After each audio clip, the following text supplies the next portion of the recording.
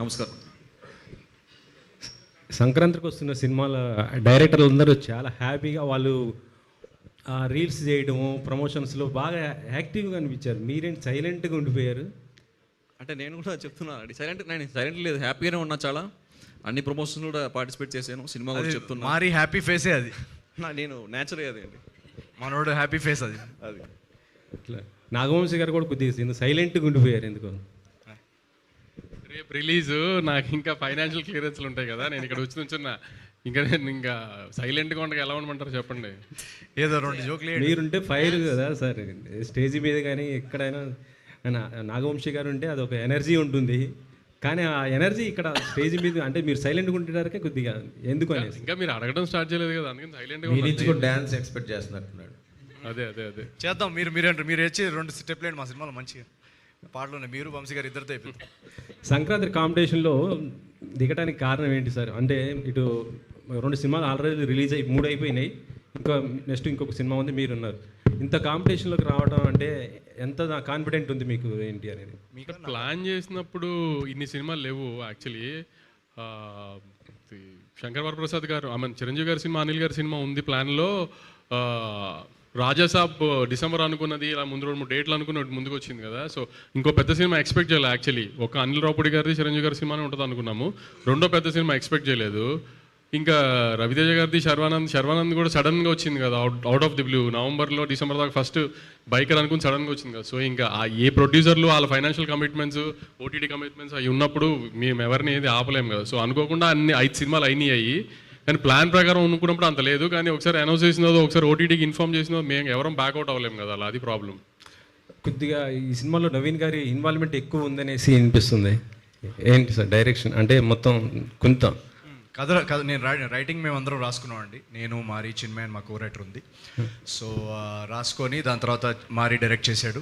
And నా ప్రతి సినిమాలో నా ఇన్వాల్వ్మెంట్ ఉంటుందండి.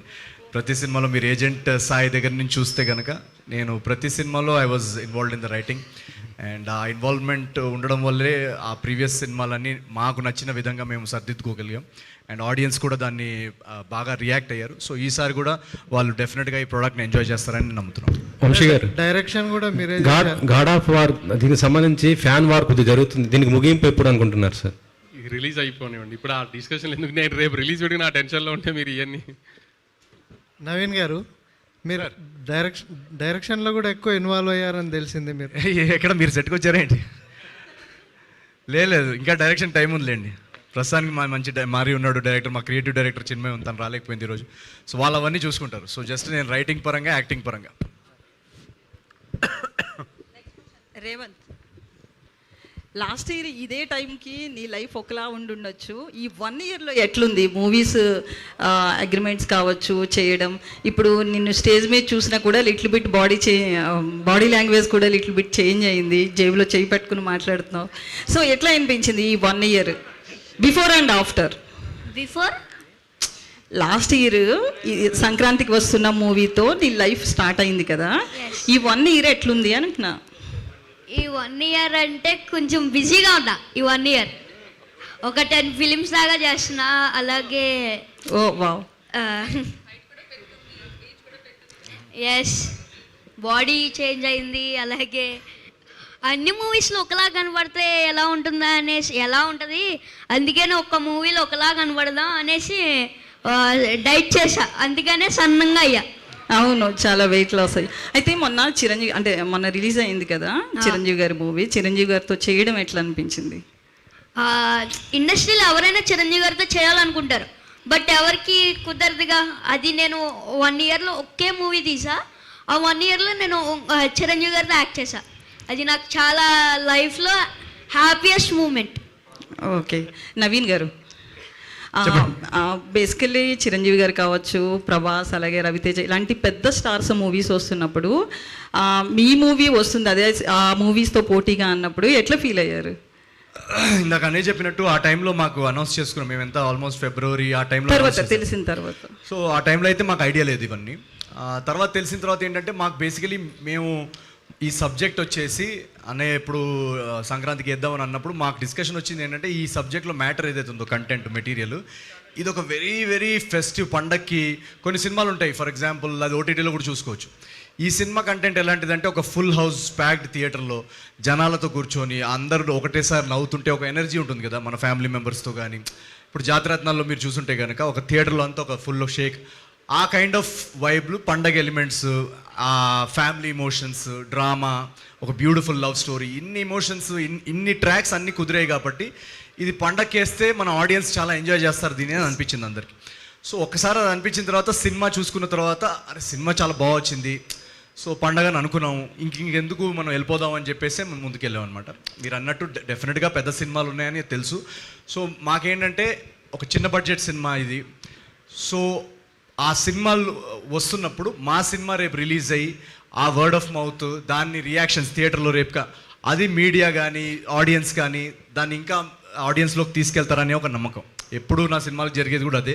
సో ఈసారి కూడా మీరందరు సినిమా చూసిన తర్వాత మీకు సినిమా నచ్చితే డెఫినెట్గా మీరు ఆ వర్డ్ ఆఫ్ మౌత్ని ఆడియన్స్ వరకు చేరుస్తారు, నెక్స్ట్ షోకి నెక్స్ట్ సెట్ ఆఫ్ ఆడియన్స్ వస్తారని నమ్మకం.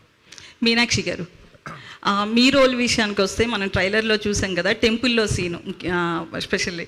సో అది ఎలా అనిపించింది అంటే చాలా సీన్స్ మీవన్నీ కూడా చాలా ఇన్నోసెంట్గా గౌల్గా కనిపిస్తున్నారు కదా. సో మీకు సీన్స్ నరేట్ చేసినప్పుడు ఎట్లా అనిపించింది? ఆ టెంపుల్ సీన్ యాక్చువల్లీ నా రియల్ లైఫ్లో కూడా జరిగింది అండి. నాకు అసలు ఐడియా లేదు ఏంటి అది ఎలా చేయాలి అని. సో కొన్నిసార్లు అది పండిత్ విల్సే ఒక శుద్ధ సంస్కృత్లో చెప్తున్నారు ఉంటారు కదా. సో నాకు కూడా కొంచెం టైం పడే అలా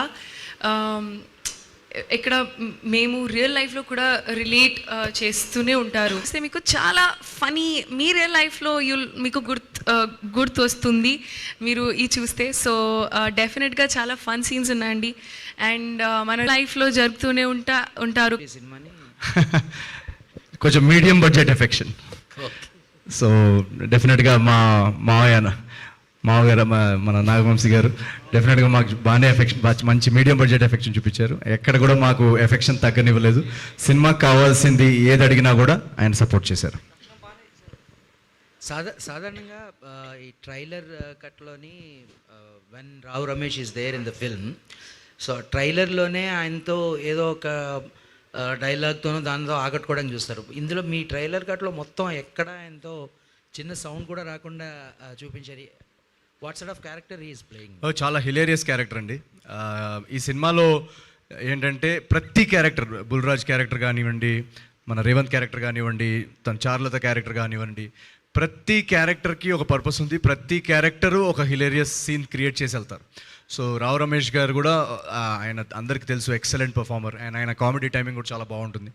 సో మేము ఆ రోల్కి ఆయనే పర్ఫెక్ట్ అని అప్రోచ్ అయ్యాము. ఆయన ఒకసారి విన్న తర్వాత చాలా చాలా నవ్వారు అనమాట నరేషన్లో. నవ్వి సెట్కి ఎప్పుడైతే వచ్చారో నాకు ఇప్పటికీ గుర్తు, ఫస్ట్ 2 days ఆయన షూటింగ్ అయిన తర్వాత సడన్గా రాత్రి 12-12:30కి ఒకసారి వాయిస్ క్లిప్ పెట్టారు.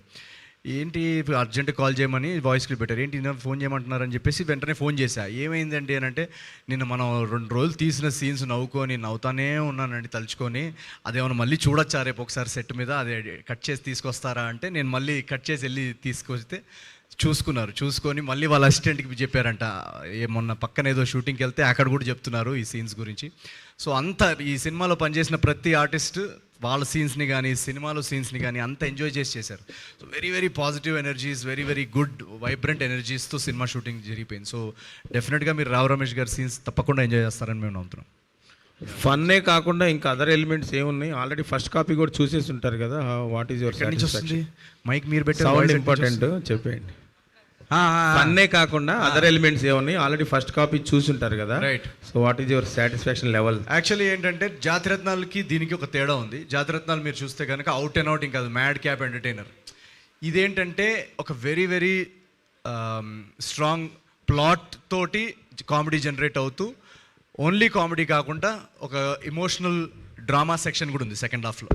So very beautiful human emotions మీద వెళ్తున్న డ్రామా కానీ ఆ ఎలిమెంట్స్ కూడా ఉన్నాయి. మీరు జనరల్గా ఇప్పుడు నా ఫేవరెట్ సినిమాలు నువ్వు నాకు నచ్చావు, లేదా మల్లీశ్వరి, ఇవన్నీ నాకు ఈ జానర్ సినిమాలు అంటే నాకు చాలా ఇష్టం. సో ఇది ఆ kind of genre cinema. But at the same time మనం కొన్ని సినిమాలు ఉంటాయి కదా, చూస్తూ ఉంటే ఆ ప్లెజెంట్నెస్ ఉంటుంది. ఆ ప్లెజెంట్నెస్లోనే లైట్గా టచ్ చేసే ఒక సీక్వెన్సెస్ కానీ ఆ డ్రామా పార్ట్ వస్తుంది. సో డెఫినెట్లీ ఆ ఎలిమెంట్స్ కూడా ఈ సినిమాలో చాలా బాగా కుదిరాయి. So that's what. వంశీ గారు